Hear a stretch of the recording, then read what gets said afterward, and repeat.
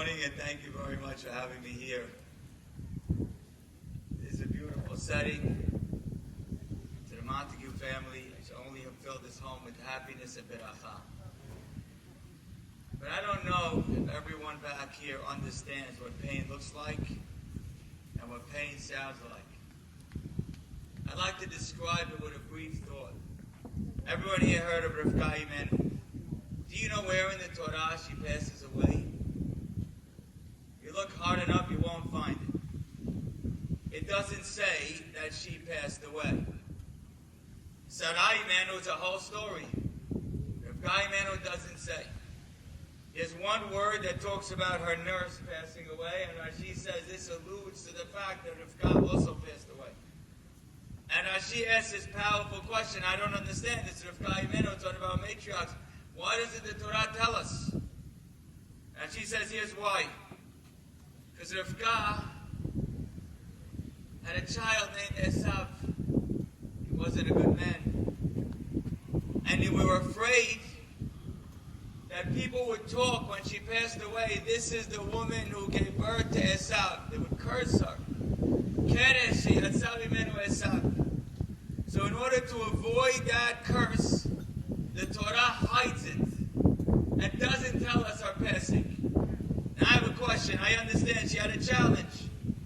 Sarai Men also had a challenge. She had a lot of challenges. She was in world wars. She was taken from her husband twice. She didn't have a kid until she was older. Why Sarah we glorify and Rivka we hide? I think the answer is very real. There are some challenges in life that when you overcome those challenges, you're a conquering hero. You got thrown a curveball, you dealt with it, you deal with it well. Wow, people talk about you. You heard the story, you heard this before, you heard the after, wow.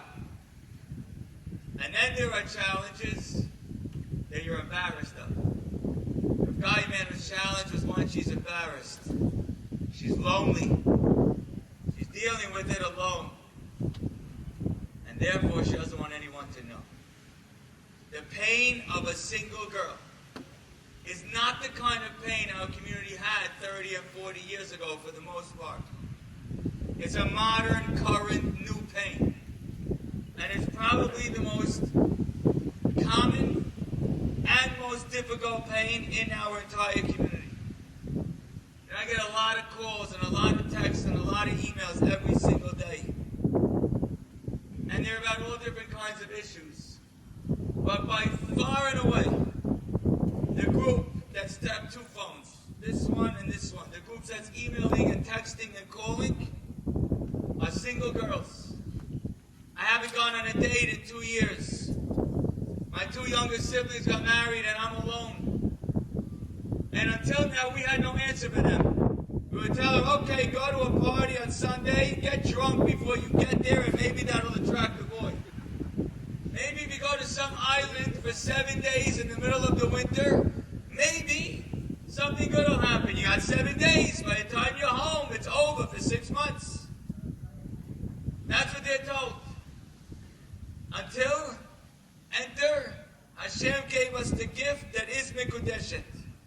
Mekudeshet is there for every girl and for every boy, so that no person feels this pain of being alone.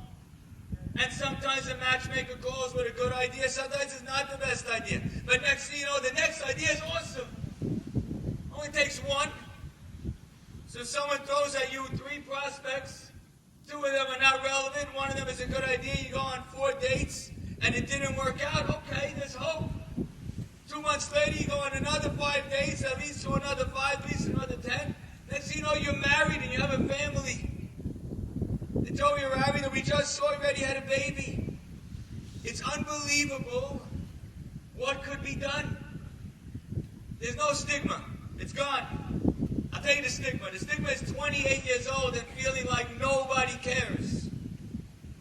The stigma is feeling like I haven't gone on a date in 3 years. The stigma is feeling like everybody else is building houses and building lives, and I am completely alone and irrelevant.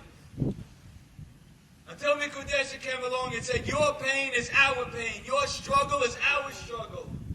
Your future is our future. Your hope is our hope. Your dreams are our dreams. And it's hard work. That's why people need to be compensated, because it's hard work. You get burnt out by doing this. It's so hard. Because when you're talking to a girl that's in pain, and you're talking to a boy who's nervous about what it costs to live in this community, you have a lot of back and forth, and I don't know, and I'm not sure, and maybe, and I have to call my rabbi, and my sister, my brother, and my mother. And then I have to call my rabbi again, and then I'm not sure. My friends tell me I should be nervous about this one. It's so much. By making it organized, by creating a database, by focusing on each people individually, by caring, by taking care of the matchmakers to make sure they can get it done, by making sure that this is something that happens no matter which school you graduate from in this community. Mekudeshet is for you. I don't care what your religious level is. Doesn't matter how you observe Shabbat. There's 100 different levels in this community. You can be any one of those 100 levels. Idea of having someone call you up and say, I have a suggestion. There's a boy for you. There's a girl for you. Do some research. Don't just meet her somewhere and try to hope that you get the right girl. Do some research. Ask 5 people. Call their friends. Call their rabbis. So now when you're going in, you're already going in with confidence. If this works, this is something I'm so excited about. The number one pain in this community is the pain of the singles. And this morning, with everyone's participation, we have the chance to alleviate that pain. Don't let go of this incredible responsibility. You